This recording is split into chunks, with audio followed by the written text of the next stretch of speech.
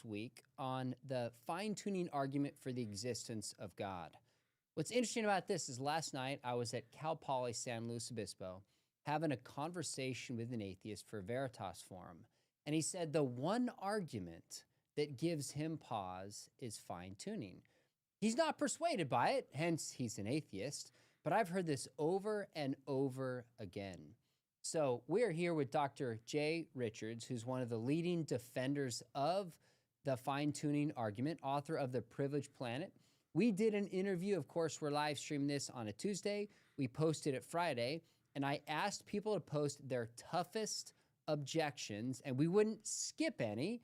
We'd take the toughest ones that people post. Now, I'm an apologist. Jay, you've got a lot of scientific background. You have some philosophical background, but I also invited my colleague, Greg Gansel, who is a philosopher and kind of my boss a little bit as well. Hardly. To weigh in here, because you've done some writing on fine-tuning as well. So you guys ready to rock and roll? Yep. Absolutely. All right, let's do it. So these questions were written in on YouTube. Some of these were written in on X. We're going to take some live ones here. If you put the word question in caps and your question is relevant and legible, we will take your tough questions. Okay, here's the first one that came from a skeptic. It's more of a statement, but we'll get your response. And Jay, you're streaming in, so we'll start with you on this one. It says, quote, "The constants as they are actually fine-tuned for death. Only one tiny example of life can be found so far. Earth is tiny, yeah. Christianity doesn't allow you to understand that." So I think this is the classic argument, Jay, that most of the universe is not fine-tuned for life. Most of it is fine-tuned for death. If there were a fine-tuner, we wouldn't see things set up as they are. Your response. Sean, it's a great question. It combines two things, really. So first, there is this question of fine-tuning. Is the universe fine-tuned, and is that evidence that it has been fine-tuned? In other words, we can't explain it away. Then there's this second question. Okay, what would God, as Christians, understand God to be? What would we expect him to do? And very often these objections conflate those two things. So let's just separate them. The fine-tuning argument, it concerns these fundamental constants in the universe, these things that are true absolutely everywhere, as well as the initial conditions. So things that hold in the entire universe. So the claim is that not that the universe is fine-tuned so that life can be everywhere. It's rather, what are the sort of necessary conditions that make any life permitting universe possible? That's the key idea. So it's not that the universe, that most of the universe is fine-tuned for death. It's that if you look at the range of possible universes and you look at the parameters that would need to be fine-tuned, what you discover is they have to be very precisely set within these particular limits in order for any kind of life permitting universe to exist. Now, you could ask a secondary question. Why would God do that? Or why would my understanding of God allow that? And that's an interesting question. But of course, I don't think we can presume. I wouldn't do this as a Christian. I wouldn't presume that God must create a universe. If you can create any universe, it has to exist. Like, all of its volume must be continually and everywhere filled with sentient life like human beings. I mean, God doesn't have limited resources. He can do what he wants to do. Let's look at the evidence. But there's nothing, I think, that sort of contradicts the idea or the argument of fine-tuning or its inference based on these necessary conditions within a narrow life-permitting range compared to the many other ways that the universe could exist. The second question about what God would do, that's a great question, but it really is a theological question. That's really helpful distinction, because there seems to be an assumption in here that if there is a fine-tuner, we would find life abundant in the universe, almost like we find life abundant on our planet. But that confuses, like you said, necessary conditions in the universe for any life to exist anywhere. And then it's a secondary question, why don't we find life on more planets? Well, that now shifts to the mind of the creator, which is a theological question. And the only way we know the answer to that is if, in fact, the creator told us that. And Greg, do you want to weigh in on this? Well, there's two things I'd like to say, because it is very interesting. the fine-tuning argument and the value of the constants, the precise way they have to be set, gives us lots of information about what a universe tuned for death would be. And these are universes where the constants have these different values, and you can't get heavy elements. It expands too fast or crunches on itself after the Big Bang. Those universes aren't fine-tuned for death. They're just tuned for death. The fine-tuning talks about the narrow specificity with which these constants which the value of these constants must have in order to allow the possibility of life. And then to speculate on God's purposes, I think the vision that we're given of God in the scriptures is one of extravagant generosity. And I think he just delights in the beauty of the universe, the galaxies. I think that's why there are so many species of frogs, because frogs are really cool. And so there's not a stinginess about the Creator in terms of just spreading these beautiful things all over the cosmos. Love it. All right, friends, we're here live with Dr. Greg Gansel, a philosopher, Dr. Jay Richards, philosopher and scientist, taking your tough objections to the fine-tuning argument. We're going to take some live ones here. If you write in question in caps and it's legible and relevant, we will take it.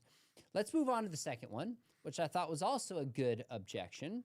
And this person wrote in on the YouTube, the original YouTube video we did. He says, doesn't the fact that matter and organisms obey complex rules and physics, obeys finely tuned laws, lend that an intelligent designer didn't create the world? If God is God, why would he have to choose to design Earth so intricately obedient to so many finite laws? Doesn't this undersell God's ability? Jay, go for it, my friend. Well, again, this is very much a theological argument. In other words, there's always this kind of, the unstated premise is that if there were a God, he would do it this way. The first question, though, in fine-tuning is, okay, does the universe look fine-tuned? And if so, is it fine-tuned? And then we need to develop the sort of, okay, what would that mean if God is the creator? What evidence might bear on that? And so perfectly legitimate questions, but distinct questions. But it doesn't really make sense to me to say that, well, God being God, he could sort of do anything, right? Of course, he has the power to do anything that is logically within his power to do. That's the definite, something like that is the definition of divine omnipotence. That doesn't mean that God can act contrary to his nature. And as John tells us, right, I'm going to appeal to sort of theological sources because it's a theological objection.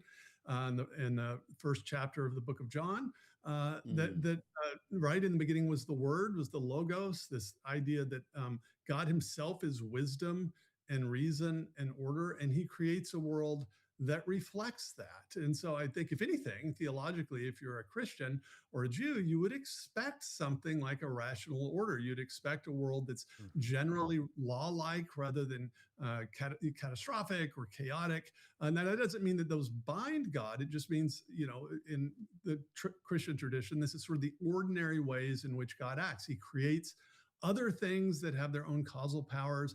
He can still act through those in a secondary way, but he can also act directly in the created order because it's his universe. He's not breaking into anything.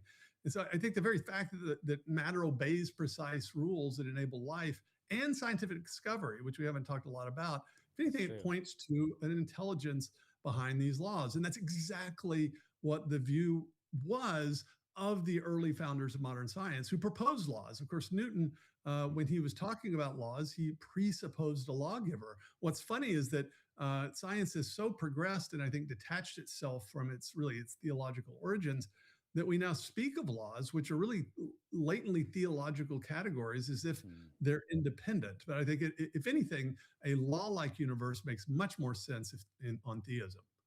That's such a good point. It's important to realize how, given the theistic background of science, even some of the terms that we use have changed. So science used to be the search for the truth about the natural world.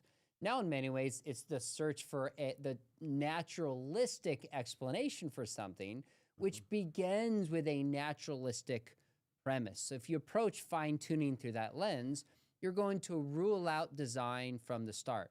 Now, Greg, let me come to you and tell me if you agree with this distinction or not. So when we're studying fine-tuning, we're kind of operating from the bottom up. As Jay talked in our last interview, it's actually an agnostic Fred Hoyle that found one of the first fine-tuning, quote, coincidences, not looking to prove design. It actually went against his worldview. So it's a bottom-up discovery. But when we ask, why doesn't God do this? Now we're asking for a top-down explanation, which we only know, again, if this God speaks and tells us. So we can know that something is designed, even if we don't know why it is designed or why the designer did it this way. That's the follow-up question. And just because we don't know why a designer did it one way or not another way, doesn't mean that something doesn't bear the marks of design. Well, that's exactly right. And I think if you have a Christian or a Judaic theistic grid, in other words, if you take the scriptures seriously, we are told some of the purposes of God in his creation. And one of the purposes expressed in the first couple of chapters of Genesis is that human beings would cultivate the earth, would explore it, would bring good and true and beautiful and useful things out of this good world. Well, that project is possible only if the world is pretty regular. We need to be able to make predictions about how things are going to act, and we need to be able to generalize our experience and in order to know how to cultivate the world. And so the questions about, well, wouldn't God do it this way, are questions about his purpose. What are his purposes for doing that? And in the religions of the book, we get some of these purposes. Now, there's still lots of speculation about the details of why God did it, but we ought to expect a world in Christianity that is largely following law-like regularities, because that's part of the purposes of God in creating human beings. That's good. And we totally concede here that fine-tuning doesn't get us to the God of the Bible. That's not the point. It's consistent with Judaism. It's consistent with Islam. But as Christians, we believe God has spoken and revealed his will. So this helps some degree, but doesn't answer all our questions. Exactly. All right. That is a stream for another time when we get to how we know the Bible is true. Okay, friends, we are here live with Dr. Greg Gansel and Dr. Jay Richards taking the toughest objections that you have about fine-tuning. Now, I see a question here about the 6 days of creation contradicting the scientific idea that the world is a lot older. Great question, important question. Our focus here is on the fine-tuning argument, and so I'm going to stay dialed in to that one for this. Let's move to another objection that we got. I like this one. This one says, these factors had to be precisely set, as in quote, begs the question. The idea that there was a tuner is supposed to be the conclusion, not the premise. The laws that are apparently tuned are just descriptions of how we see matter behave. They aren't actually laws in the sense that a layperson thinks of a law like some kind of command from an outside. Once you realize this, the whole argument disappears. Does your argument disappear because you're begging the question, Dr. J?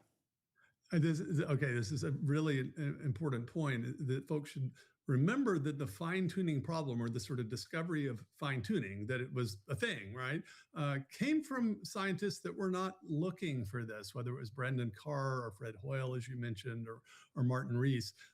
They looked at the constants, the sort of discoveries of what the initial conditions would need to be, and noticed this peculiar fact about them, which is that they have these very precise values.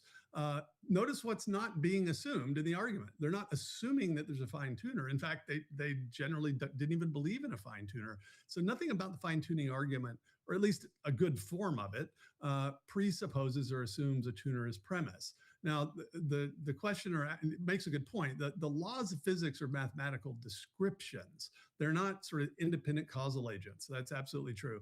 But the descriptions are specific numerical values of the constants and the initial conditions.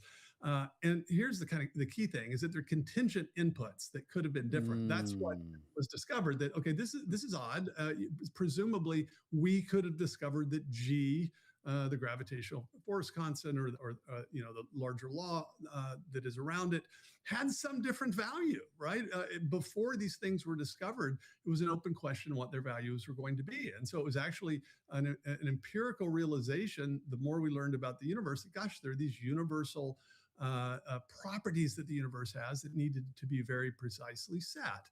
And then when you sort of step back and you say, okay, here's the sort of expectation would be that if there's going to be a universe, if the universe is needs to be very precisely set, what that means is that that any particular universe that existed, it would be much more likely that it would be entirely life hostile, that it could not possibly contain life, than it would. And so if we have a universe with life and it's precisely fine-tuned to allow for that, and this is the sort of minor premise that's not often revealed, we all know that life is intrinsically interesting in a way that a universe filled with hydrogen atoms is not.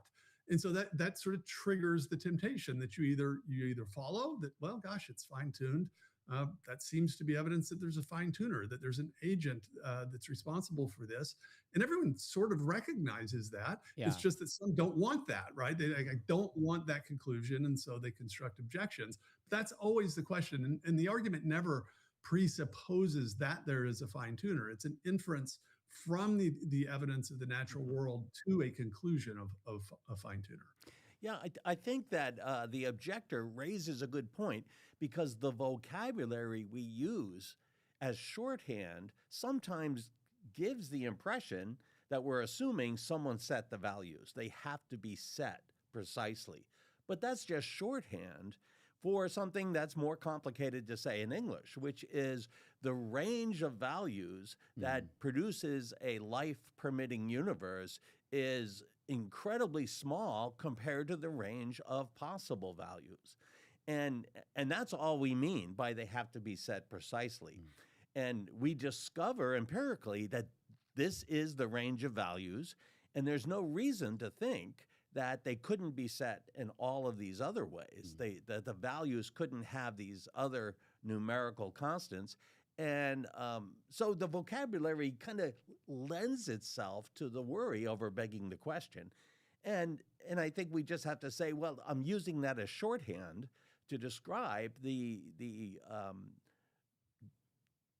range of constants that's going to produce a life-permitting universe. And so we have to be careful with how we talk, that we're not giving the impression that we're begging the question here. Yeah, I think that's right. So let me shift to a question here, but the key point I want to draw out is these are not laws of logic. These are not laws of math that have necessity built into them.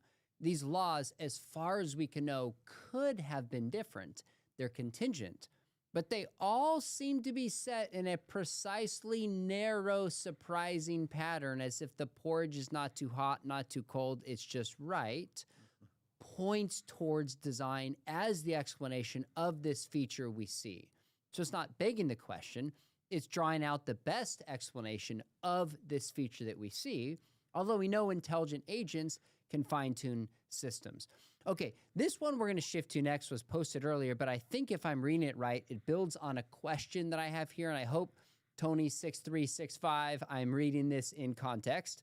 There's a few comments here, but it says something to the effect of, it's bigoted to have faith if we can't test and find out what is true. Hell and demons have been talked about in the major religions. Would you not be willing to find out the truth to escape them? Now, underneath this, we all brought hell and demons in here, which is a separate conversation, but this idea that faith should be tested. One of the key objections to intelligent design is it's not testable. And Jay, one of the questions that came in this week on the original video, somebody said if there's an argument, the first question always is whether the argument is falsifiable. What is the counter argument that would nullify it? So is this blind faith, or can we really test this or falsify it? Yeah, so there's a few things going on here. So first, so let me answer the question at the beginning. Yes, this argument is absolutely falsifiable. On the other hand, there are different ways to test different arguments in science and in life. The falsifiability criterion was proposed by Karl Popper, and the basic idea is that something isn't scientific if you can't sort of at least ideally construct a scenario under which you could prove that it's false. But of course, there are many things that we would consider at least a sort of part of science that aren't falsifiable in that way. So for instance, is there life somewhere else in the universe? Well, it's very hard to falsify the claim. If somebody wants to say, look, there's microbial life somewhere in the universe. We're not going to get to check everywhere in the universe because to be it's able a to universal falsify. claim. Yeah, exactly. On the other hand, it would be so easy to confirm. If a saucer shows up over New York City like it does at Independence Day, hey, nobody's going to be a skeptic, right? Yep, sure. There turns out there are aliens, and so the question is really whether it's testable. And I think that is a sort of a feature of natural science. We want for something to be about the natural world and to be within the domain of science, we want to be able to sort of test our conjectures, our hypotheses, our theories against some kind of observable evidence, and then say, okay, that strengthens or weakens the case. Now, when you're talking about these very large hypotheses, like we're talking about whether the universe has an intelligent cause or it doesn't, right? This is a very broad question. It's unrealistic to expect that, okay, it's going to be simply, it can be sort of falsified, with one experiment in a lab or something like that. You're going to have evidence for and against it. And so in this case, the question would be, okay, so is there evidence that could count for or against these fine-tuning arguments? Absolutely. I mean, so just think about what the claim is. So the claim is that these values of these universal parameters had to be very narrowly set compared to their possible values in order to produce a life-permitting universe. Well, what if we discovered actually it didn't need to be so precisely set? In fact, there's a wide range of these. In fact, you could sort of vary several of them at once, and maybe one looks fine-tuned, but if you change this one, in fact, there's a wide range in which you could get something like chemical life like we have in our universe. So in fact, the whole argument sort of presupposes that we're observing the opposite of that. And so that would count against it. It turns out it doesn't look nearly as fine-tuned as we thought it was. Now, that's not a refutation of theism, but it would weaken the argument. And then when you get to, we haven't talked about it, but when you get to the local fine-tuning argument, so not the universal properties that persist everywhere, but the things you need in a local planetary environment, the right kind of star, the distance from the star, the mass of the planet, all these things.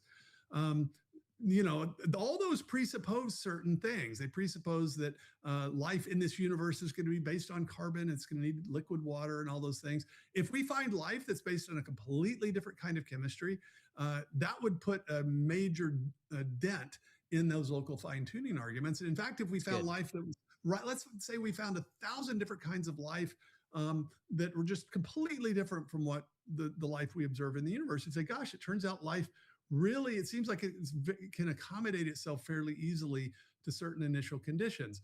And so there are absolutely ways to sort of test and weaken or strengthen these arguments. Jay, there's only one thing I disagree with you on. You said if intelligent life appeared in a saucer above one of the big cities, some people would still doubt it and do conspiracy first podcasts about AI and drones, but otherwise, fair enough. I agree. Anything you want to add? That covered it pretty well, but anything on falsifiability? That was a great answer. Now, falsifiability actually doesn't apply to arguments. It applies to theories. And it's a criterion of whether a theory should count as empirical science. Can you imagine how it would be falsified empirically? It doesn't mean you have to be able to falsify it, because if a theory is true, it won't be falsified. But like Jay's examples, we can imagine empirical findings that would set the fine-tuning theory as the best answer to these phenomena we're observing. It would set it back. It would say, no, the best explanation might not be an intelligent designer for these phenomena, because maybe they don't need to be explained in one of the scenarios Jay talked about, or life doesn't need to have these specific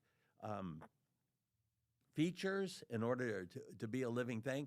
So falsifiability, the way Popper brings it up, I believe, is the mark of something that counts as empirical science.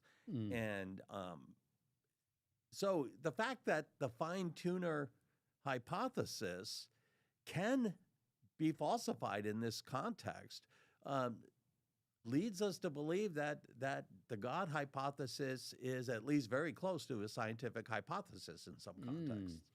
How we falsify things varies based on the discipline of the claim. So Darwin said if any complex organ could be demonstrated, it could not possibly have developed by slow incremental stages.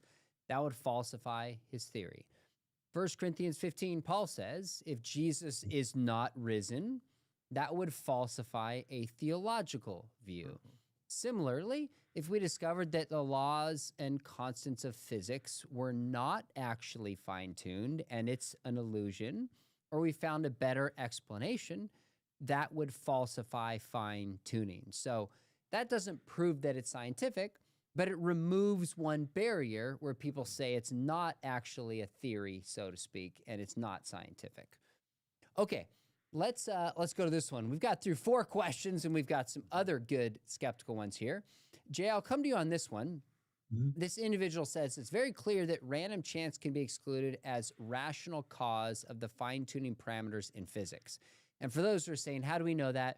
Go to our last video in which Jay talked about just one example of fine-tuning out of dozens that had 1 times 10 with 120 zeros after it. Arguably, beyond anything chance could produce, and that's just one. This says many videos on YouTube make this very clear and obvious.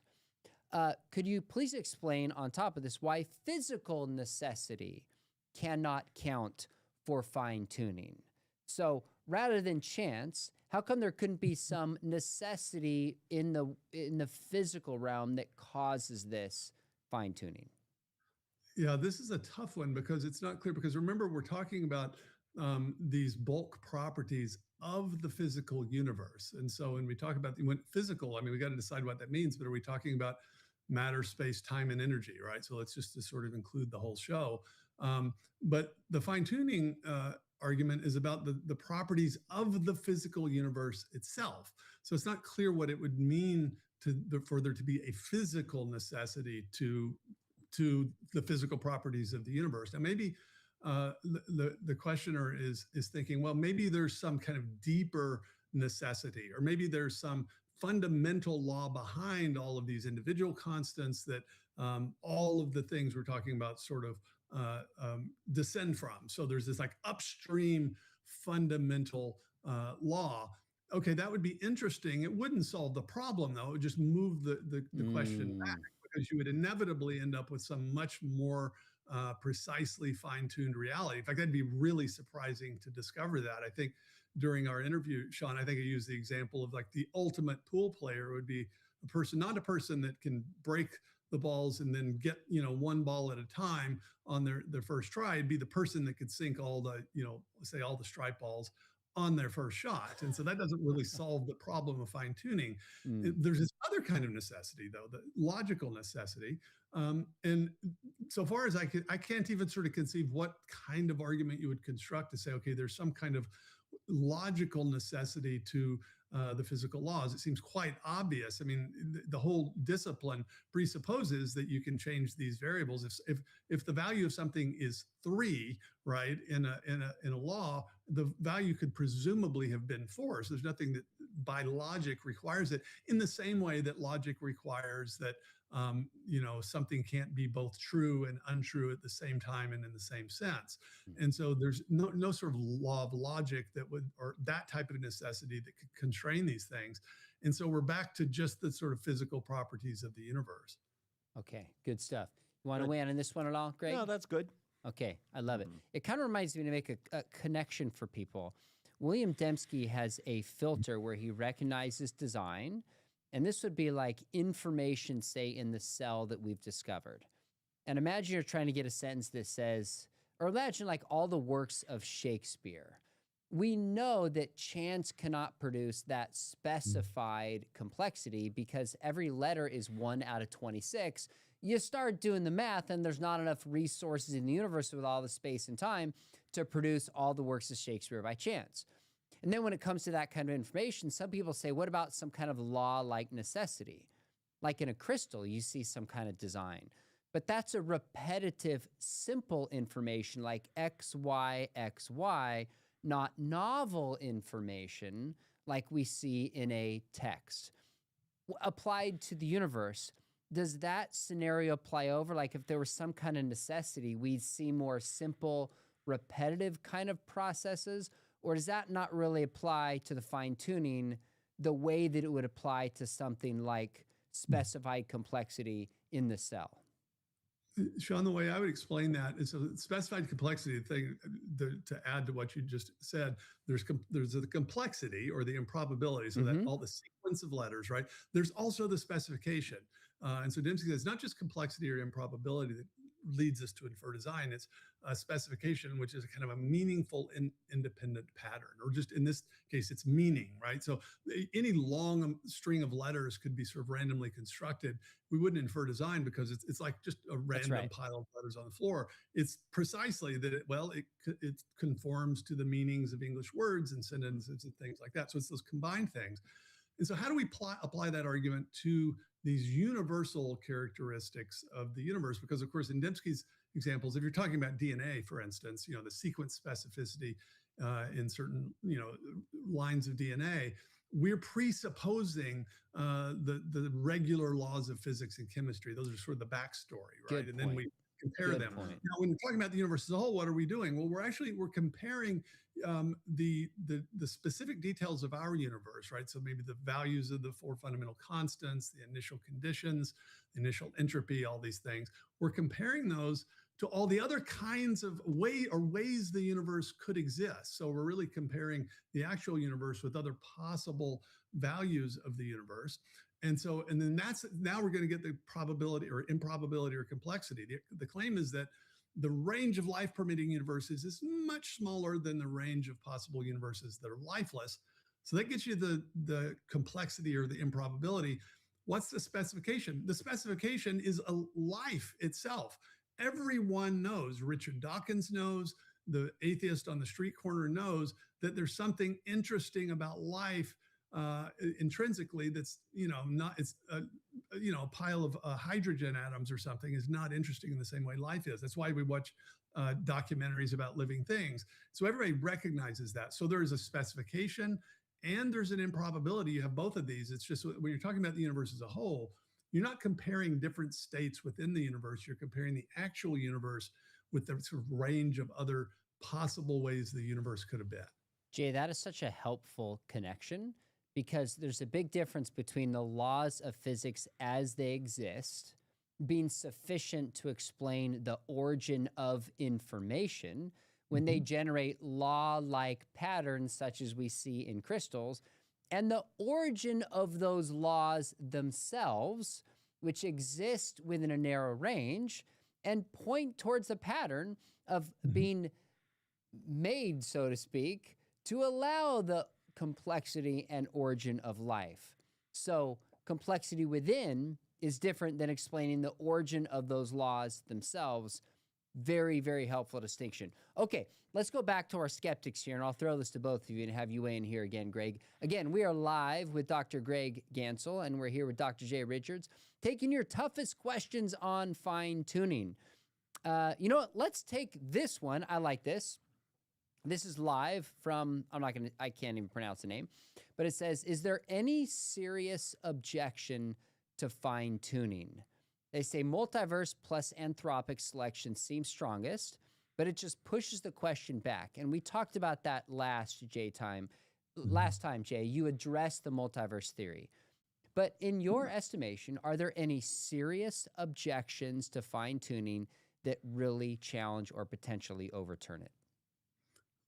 I would say the one that Guillermo Gonzalez and I struggled with back in, let's say, 2002, when we were writing the book, The Privileged Planet, which talks a lot about the local fine-tuning stuff, but it also talks about the cosmic fine-tuning, is this idea that, well, okay, how do you you can run probability calculations on the sort of possible arrangements of base pairs in DNA or something like that? How do you run a probability on all the possible universes? And so there's not a probability distribution, is the way probability theorists put it. And so it's sort of like, how do you attach a number to this? And so we thought, that's a sort of complicated question, and we have a complicated way of answering it in the book. But that kind of key thing would just be that you don't need an exact probability distribution to recognize fine tuning. In fact, if you just think about normal life, we do this all the time. We recognize that, okay, that thing, there's no way that happened by chance. It looks very much like a setup, and we're actually really good, except in the boundary cases, at doing this. We don't routinely run actual probability calculations. It would be sort of like, the way I think of it, Greg and I have said several times that the fine tuning argument is just this idea that there's this narrow range of sort of properties that a universe needs to have in order to be life permitting compared to all the other the alternatives. Think about it like it's a dartboard, right? And so there's this big dartboard. There's just a lot of places on the board that are not the bullseye, and there's a huge amount of space outside the board that's not the bullseye. So that's why somebody sort of throws 5 darts and they all land in the bullseye. We think, okay, they're obviously skilled. That's design. Right. Now somebody could say, well, okay, but actually, depends on the size scale, because let's say that rather than the kind of normal size scale, and we're thinking maybe millimeters or inches, it seems impressive. But think about how, let's go down to the radius of a proton or something like that, right? There's so many places that dart could have landed in there. And in fact, there's really kind of no, you could just infinitely divide the sort of range of space within that bullseye. And so there's kind of no way to get a probability distribution, because you could always just, at least mathematically, you could just keep getting more and more high resolution on this. That's sort of what the argument is that, well, how do you sort of do the numbers on this? And in fact, we generally know what the relevant levels of resolution are on fine tuning. Friend Robin Collins, the philosopher, has done a really good job on it. Mm-hmm. But it's the kind of thing that it's like, that's a complicated kind of philosophical objection that we did spend a lot of time on. And so I think it's a serious objection. I just don't think it's at all dispositive. And I think, if anything, it requires something of the argument that we just never require of arguments like this. And the fact that people who are themselves skeptical of the existence of God or anything like God themselves recognize the problem, I think is testimony to that it's just like, look, there's a real problem here to be explained, and we're not going to explain it away with some sort of complicated artifact of a particular type of probability theory. Well said. Do you want to add anything to that? Yeah, I'd like to take up the many universe response, because I think you're right in what you said on the Friday podcast about it pushes the problem back. Mm-hmm. But there's also another problem with the multiverse.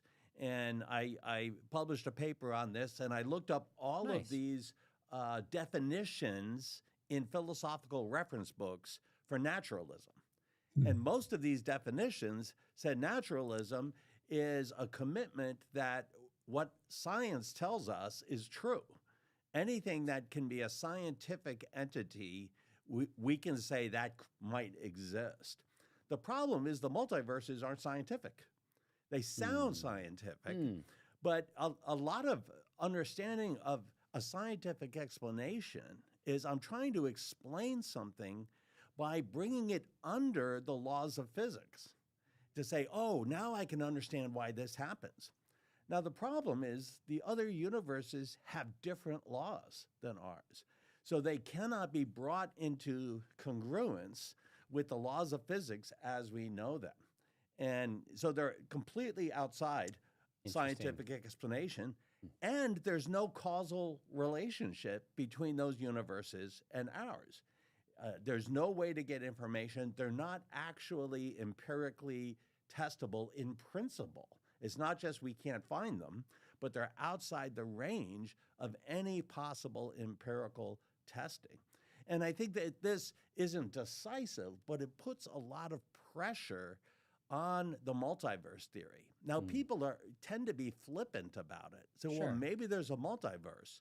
And I think we can press people and say, so you're telling me either an intelligent designer exists, or these non-scientific, non-naturalistic, speculative possibilities are real. You have to believe they're real in order to use this as an alternative to the designer.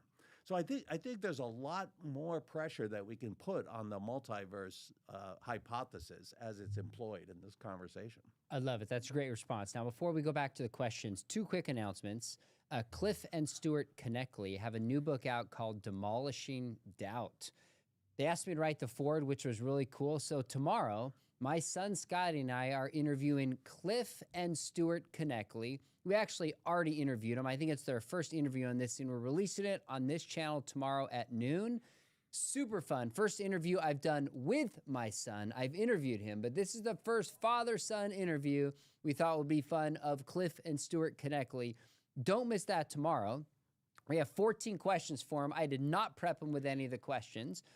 And also Friday, I have an interview Friday and Tuesday with Stephen Meyer is back, because it turns out Sir Roger Penrose, one of the most influential scientists over the past 50 years on the doctoral committee of Stephen Hawking, responded to one of my videos in which I interviewed Steve. And I got to tell you, even though he thinks we're wrong, I was like thrilled that he's paying attention to what we're doing on this channel. And Steve Meyer, we have a two-part series coming up where this is considered one of the most, I would say, one of the most forceful models that challenges the idea of a Big Bang that we argue points towards a Big Banger. And Steve does a careful, very critical, gracious response. So this is at the forefront of conversations about cosmology and design. You will not want to miss part one on Friday. All right, back to the tough questions. Here's one. I'll throw this over to you, Jay. It says, perhaps this is a naive response, but doesn't an argument from necessity require something that can have a need? For example, for life to exist, the gravitational constant needs to be exactly what it is among other constraints. But in this formulation, life needs the exact gravitational constant. So if you have life, you can conclude that the gravitational constant must be what it is. But if life doesn't exist yet, how can it necessitate a gravitational constant? Okay, so the idea would be that fine-tuning claims that life sort of would have to backward cause the constants, I suppose, or something like that. I think that's right. Yeah, and so this confuses conditional with causal necessity. And so maybe, the problem is there are different types of necessity. So I think we've been speaking of this clearly, but the basic idea is the constants were set, whatever their cause, to particular values that make life possible. Right. So the word possible is actually, that's the language of necessity. Things can be possible or impossible. They can be necessary, or they can be impossible. Right. So fine tuning claims that they need to be set a certain way for life to be possible. But it's not like, well, life has some kind of need, some future life has a need that then backwards causes the constant. But really the simple way of distinguishing it is just that it confuses conditional with causal necessity. That's the technical way to say it. So for necessity to explain fine tuning, and I think maybe the way the questioner is thinking, the constants would need to be sort of logically required or something independently of life. But the claim is really simple. Just like every single day, we know that there are certain necessary conditions that are required for something to happen. If a car is going to explode, oxygen is almost certainly going to be present. It doesn't follow that, the car explosion backwards caused the presence of oxygen. That's not how these things work. It's just that certain kinds of events have necessary conditions for them to happen. They're not sufficient conditions, and you don't need to invoke backwards causation to explain it. That's great. I think the way to break that down is there's a difference between necessary and sufficient conditions. And just because something is necessary doesn't mean it has any causal power or influence to generate anything. Right. That distinction is vital. I think we covered that one. You want to jump in? You're good? Okay. Very good. All right. Here's a good, we got some great responses here. Okay. This one, let me read this one. It has some depth to it, but I think when we get down to it, it's a pretty basic, important question.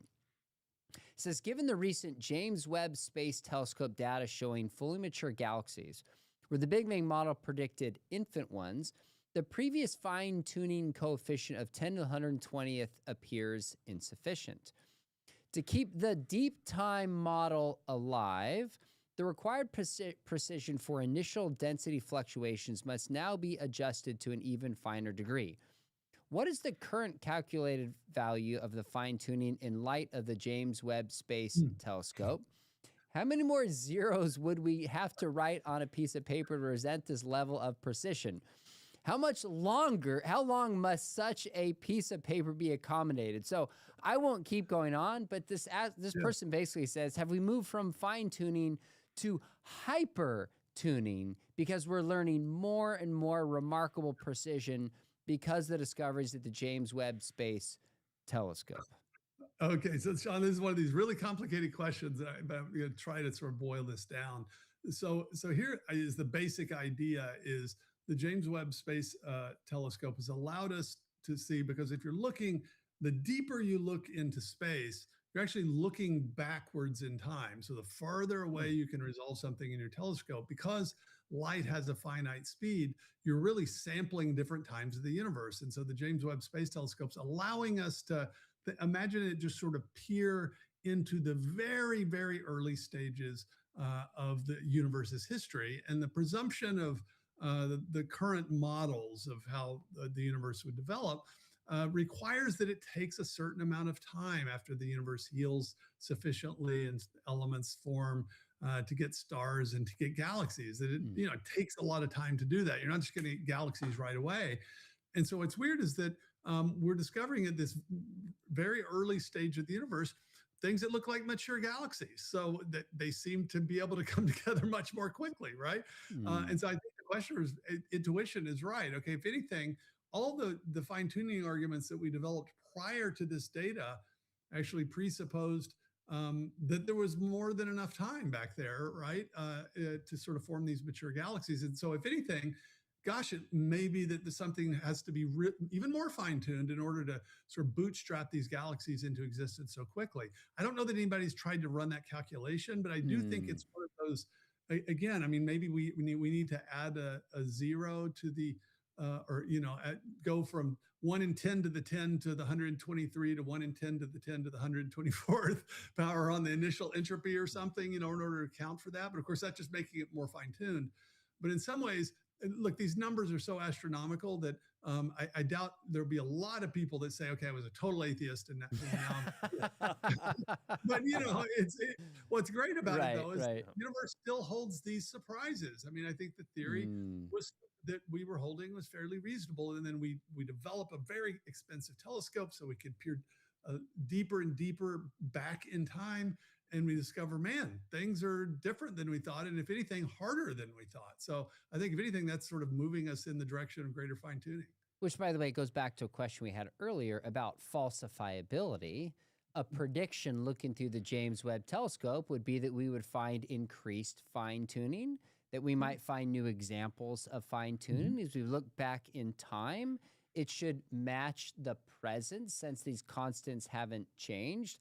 And this is what we discover. So it's a kind of theory that's put out there that's actually testable.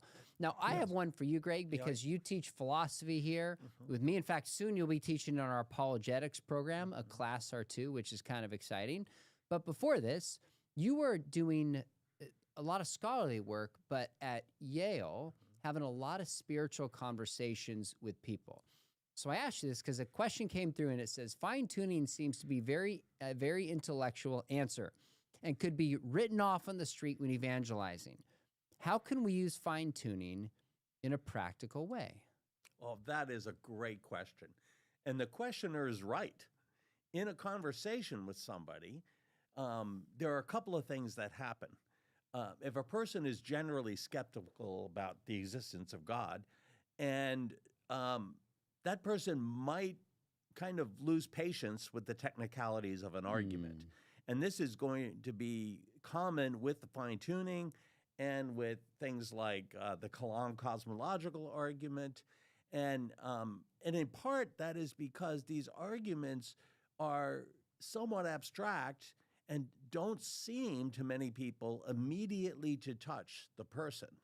And this is why in many conversations, arguments such as a moral argument can be better conversation generators. Because people hold their moral views and the nature of morality and what is it about very closely. It's much easier to dismiss some cosmological theory in the middle of a conversation. At the same time, I think we can use fine-tuning and use the Kalam cosmological argument to push against a very common misconception that the more science grows, the smaller the room for God. And we can point to these things by saying, starting in the early decades of the 20th century, scientific progress has actually opened up the reasonable possibility for the existence of God. And we can say, depending on how old you are, we can say, in my own lifetime, fine-tuning has been put on the map. These are new discoveries, and they are very established in the scientific community. Nobody disputes the facts, and they open up room for a reasonable belief in God. So it can be very helpful to undermine the alleged conflict between science and religion. Do either of you have a favorite way where you just try to make fine-tuning as simple as possible? Now, I realize when we use illustrations and make things simple, some precision can be lost and can potentially be inaccurate. But I've heard people say things like, well, you know, a big bang requires a big banger. If the universe had a beginning, it points towards a beginner. And there's something intuitive about that where people go, oh, I get it. And then, of course, we need to defend it and lay out the premises. Do either of y'all, come over to you, Jay, first, like if you're explaining to your kids fine-tuning, Yes. is there a way you would do it for just a kid or a person on the street without the philosophical or scientific training? Yeah, and that's everyone for the most part, right? I mean, the set of people that studies this, I mean, I'm guessing it's 1 or 2% of the population, which is why, as a Christian, I'm really glad people don't need to know these arguments in order to be rational and believing in God. Exactly. But actually, like Greg said, I completely agree about if you can get someone to realize not just that they think certain things are right or wrong, but that they have moral knowledge, right? So it's said, look, everyone that has functioning faculties knows that it is wrong always and everywhere to torture a small child for the fun of it. It's not just that cultures that believed that, had a sort of Darwinian advantage, and so they survived to the present. You know that as much as you know anything. If you're mistaken about that, how much more likely are you to be mistaken about some complicated theory? And so I think if people can just simply see that, oh, there's this thing called moral knowledge. It's not about the physical properties of the universe. It's this other thing, and it constitutes knowledge.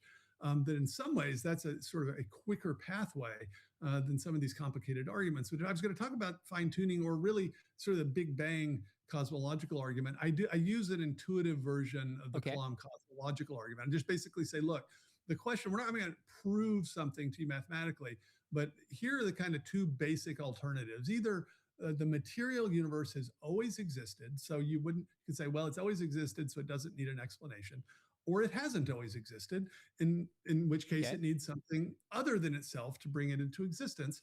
And try to get people to recognize, okay, yeah, if something hasn't always existed, it can't be the ultimate explanation. The thing that's going to explain everything else needs to be something, right, that didn't come into existence out of nothing. And then, so that's right, just the two hypotheses, sort of either the physical universe explains itself or something outside it does. Well, we know the universe doesn't explain itself because we know it has an age and it has a finite past. And then that, in some ways, that can sort of get you there. And then you start talking about the properties of the universe, because that one, it only takes 1 or 2 or 3 minutes to kind of set it up. It's very hard without just using a mental image like the dartboard or something when it comes to tuning. Well, with my kids, I would talk about playing poker, because I taught them how to play poker at a very young age. And what are the odds of getting dealt a royal flush? I looked it up on Wikipedia one time, and I can't remember the number. It's something like 1 in 700,000, royal flush in spades, for example. And so you think, suppose you have a card shuffling machine in Vegas, and you're playing poker, and you get dealt 5 royal flushes in a row. Is it reasonable to believe that the card shuffler has not been tampered with? And well, what about 20 royal flushes in a row? And so that can help people see that at a certain point it becomes unreasonable to believe that a specified complexity could happen simply by chance. It just is not reasonable. And so you're going to think somebody fixed the machine. I think that can help you with the odds. I think the dartboard example also helps you. That's a great example. I like the royal flush. You get one, you go maybe. And by the way, I Googled it really fast, which take it for what it's worth. It says 1 in 649,740 hands, 0.0002%. So 1, you go, well, I guess it happens. 2, almost for sure not. 3 is a solid case. Yeah. When we're talking about fine tuning, I mean, I couldn't do the math, but it would be, I don't know how many thousands or millions of royal flushes. Would it be that insane, Jay? It would be just, there's no way to conceive it. And notice how it's not like our standards are all that high. I mean, so this would be, the example. So let's say it's 1 in 700,000 times 4, right? Well, that's a big number. It's nothing like almost any of these fine tuning variables. And yet everyone would immediately infer, I suspect at 2, we would probably think something's fishy. And I would almost wonder if 1, I don't think I've ever seen a real royal flush, but I honestly think it'd be reasonable to think on the second one, something weird's happening. 3, something's happening, right? And this is a tiny, insignificant number compared to some of these fine-tuned variables for which, this is why I tend to think, okay, at some point adding numbers to these things, it sort of misses the point, because if someone's decided kind of nothing is going to count in favor of the universe actually being fine-tuned, then you're sort of wasting your breath trying to come up with more examples. Jay, I've told you this many times. Love your book, The Privileged Planet. It's so fascinating. One of my favorite apologetics books. You wrote it, I think, 2005, the first version? 2004. Yeah, first version, 2004. And then you did a 20-year update. We came on, we talked about that, did response to that. Now, we don't have time to go into it here. We've been talking about fine-tuning kind of the laws of physics and the constants in cosmology. What you referred to as local fine-tuning is more for there to be life on our planet. We need a certain core and a certain sun of a certain distance, of a certain age, and outer planets and a moon and a certain tilt. That's a local kind of fine-tuning we didn't even go into, that if anything just adds the improbability of naturalism and points further towards design.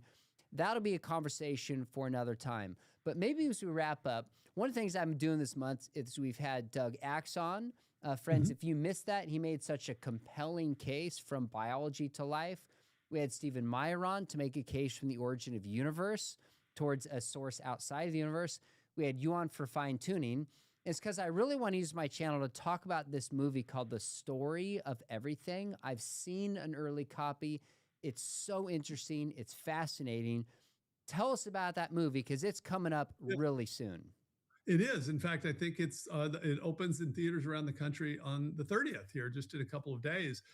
This movie, the theatrical release documentary, it's been about 4 years in the making. In fact, I remember the first interviews happened sort of at the end of the COVID lockdowns.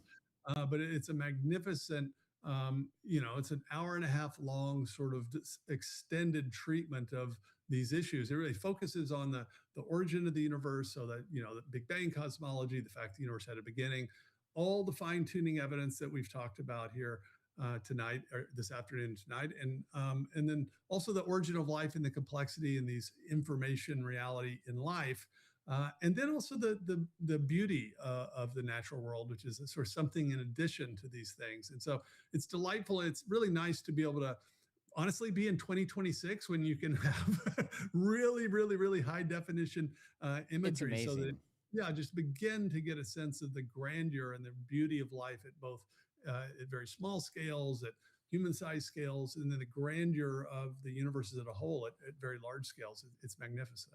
I haven't seen a film, whether for believers or unbelievers, that is going to better visualize and explain the arguments. So even if somebody's not convinced, at least steelman it and understand it, given what's at stake here with whether or not the universe is designed. And the movie, The Story of Everything, huge fan. And by the way, some people think you're giving so much time for this, you're getting sponsored. Nope, Discovery Institute is not paying me a penny. I'm doing this because I'm a fan in the sense of grateful for it in my own life, believe in intelligent design, and just want to partner with organizations that I think are doing good work. So check out The Story of Everything, pick up a copy of The Privileged Planet, and before you click away, make sure that you think about studying with us at Biola. Our other guest today, Greg Gansel, teaches in the MA Philosophy program, which I did over 20 years ago. No exaggeration to say that it was life-changing and game-changing for me, my worldview, my belief system, my confidence. Greg, you'll be teaching some of the apologetics classes with me coming up. We actually have a master's distinctly in science and religion. But in all three of those programs, we cover and talk about a lot of what we did today. Make sure you hit subscribe. We've got the 2 videos coming up again. You will not want to miss this. Steve Meyer on Friday, and then again on Tuesday, we're doing a deep dive response to the new book, Battle of the Big Bang, which lays out a couple dozen models that kind of challenges the Big Bang model and leans in towards an eternal universe, and specifically to Sir Roger Penrose. I am honored that he responded to a video on my channel, and he deserves a careful, thoughtful response, and we're going to do that. All right, subscribe, click below. We'll see you next time. Dr. Jay Richards, thanks for joining us. This was fun. My pleasure. See you, Jay.